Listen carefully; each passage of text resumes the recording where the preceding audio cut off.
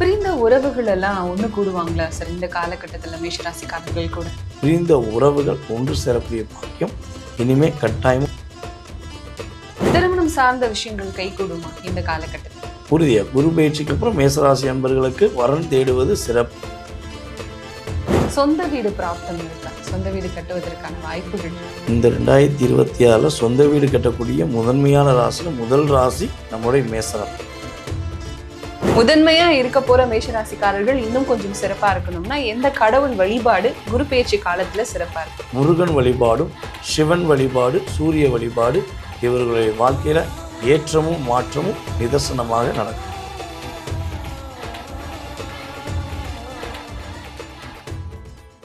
Focus ஆன்மீகம் நேயர்களுக்கு வணக்கம். நான் கலைப்ரியா பழனி. இன்னைக்கு நம்ம கூட யார் இருக்காங்க அப்படின்னா, வாழ்க நலமுடன் டிஜே சுந்தரபாண்டியன் சார் தான் இருக்காங்க. வணக்கம் சார். வணக்கம் மேடம். எப்படி இருக்கீங்க? நல்லா இருக்கு. சந்தோஷம் சார்.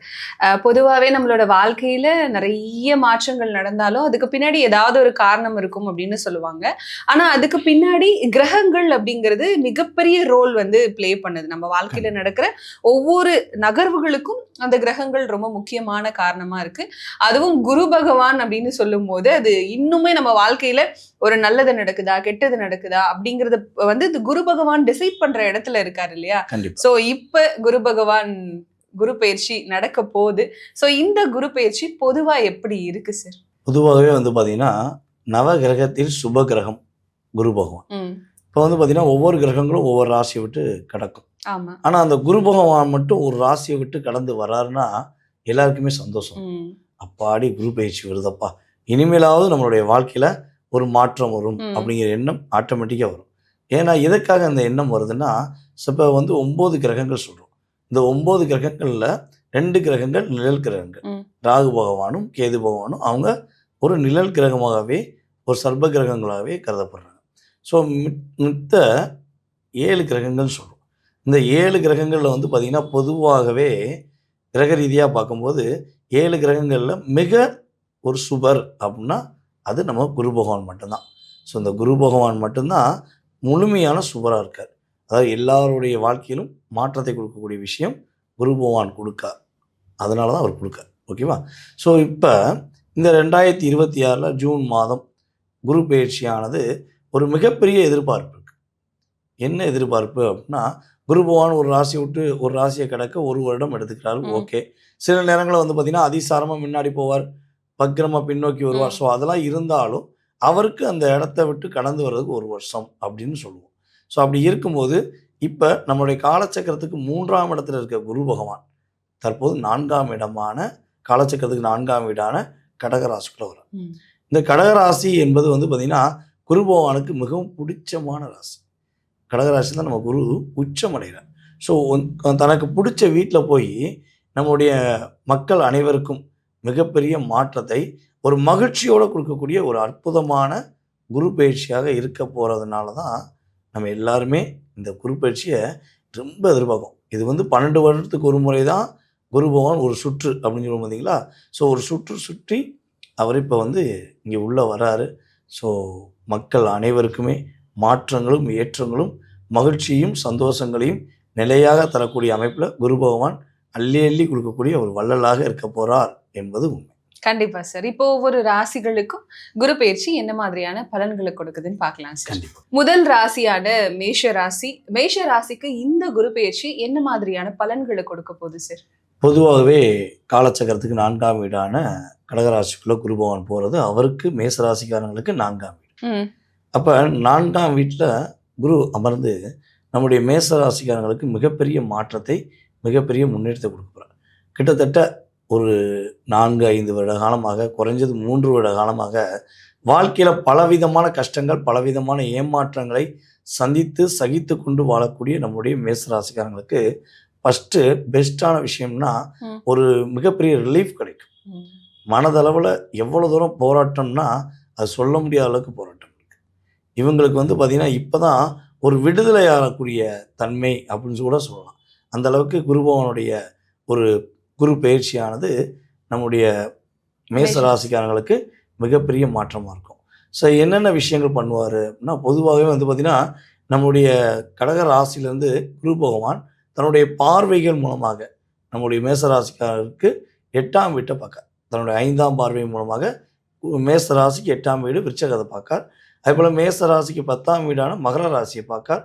மேசராசிக்கு 12ஆம் வீடான விரயஸ்தானம் என்று சொல்லக்கூடிய 12ஆம் இடத்துல ஏற்கனவே சனி பகவான் அமர்ந்திருக்கிறார்.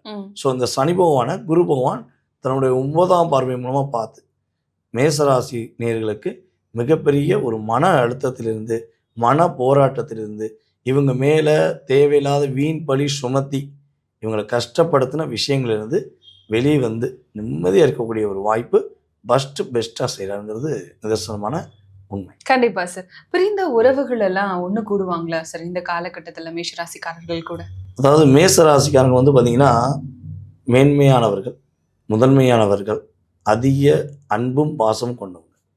ஆனால் வெளி தோட்டத்தில் எப்படி இவங்கெல்லாம் சிந்திக்கப்படுறாங்க அப்படின்னா கோபக்காரங்க, முரடர்கள், இந்த பொண்ணுனாலே கோபமாக தான் பேசுவா, ஒரு வார்த்தை விட்டால் கோபமாக பேசுவா அப்படின்னு நினைக்காங்க. ஸோ உண்மையிலே பழகி பார்த்தவங்களுக்கு தான் தெரியும். அதாவது உண்மையாக பழகிறவங்களுக்கு ஒரு குழந்தை மனசு தான் நம்மளுடைய மேசராசிக்காரங்க. ரொம்ப ரொம்ப பாசமாக இருப்பாங்க. அந்த பாசத்தோட எல்லை அளவு கடந்த எல்லை. பிரச்சனை ஒரு இடத்துல ஒரு பிரச்சனை நடக்குன்னா அதற்கு முதலாக போய் நிற்கிறது நம்ம மேசராசிக்காரங்க தான். அவங்களாம் பின்னாடி வர பிரச்சனைலாம் யோசிக்க மாட்டாங்க. நம்ம கூட இருக்கவனுக்கு பிரச்சனை, நம்ம நண்பனுக்கு பிரச்சனை, நம்ம வந்து ஃபஸ்ட்டாக நிற்கணும்னு உணர்ச்சிப்பட்டு போய் பேசக்கூடியவங்க. எதுனாலும் அடிதடினாலும் சரி, அன்புனாலும் சரி, ஃபஸ்ட்டு பெஸ்ட்டாக இருக்கக்கூடிய மேசராசிக்காரங்களுக்கு இப்போ ஒரு 3 வருட காலத்தில் குடும்ப உறவுகளால் சின்ன பின்னமானவங்க இவங்க தான். பாசம் அன்பாக இருக்காங்க, உண்மையிலேயே அக்கறையாக இருக்காங்கன்னு நினச்சி இவங்க என்ன பண்ணாங்கன்னா இவங்களோட இயல்பான குணத்தை எல்லாமே விட்டு கொடுத்தாங்க. நம்ம மேசராசிக்காரங்களும் சரி, சிம்ம ராசிக்காரங்களும் சரி, அவங்களுடைய இயல்பான குணம் மாறுது அப்படின்னா அங்கே பாசத்துக்கு அடிமையாயிட்டாங்கன்னு அர்த்தம். கண்டிப்பாக. ஸோ இந்த அடிமை ஆனதுனால, அன்பு பாசங்கிறதுக்கு இவங்க லாக் ஆனதுனால இவங்களை ஏறி ஏறி மிதிச்சவங்க எத்தனை பேர் தெரியுமா? நான் உன்னை என்ன செய்வேன் தெரியுமா, இப்படி செய்வேன் தெரியுமான்னு இன்டைரக்டாக அட்டாக் பண்ணாங்க. டைரெக்டாக மேசராசிக்காரங்களை எக்காரணத்தை கொண்டும் எதிர்த்து நிற்க யாருக்கும் தைரியம் கிடையாது. ஏன்னா மேசராசி எவ்வளோ தூரம் ஒரு பொறுமையாக இருக்காங்களோ, எவ்வளோ தூரம் அக்கறையாக இருக்காங்களோ அது வேறு லெவல். எதிர்த்துட்டாங்க அப்படின்னா செஞ்சுருவாங்க. இது அவங்களுடைய இயல்பான குணம். ஸோ அப்படிப்பட்ட மேசராசி பிரிந்த உறவுகள் ஒன்று சேரக்கூடிய பாக்கியம் இனிமேல் கட்டாயமும் உண்டு. கண்டிப்பா சார். திருமணம் சார்ந்த விஷயங்கள் கைகூடுமா இந்த காலகட்டத்தில்? உறுதியாக குரு பயிற்சிக்கு அப்புறம் மேசராசி அன்பர்களுக்கு வரன் தேடுவது சிறப்பு.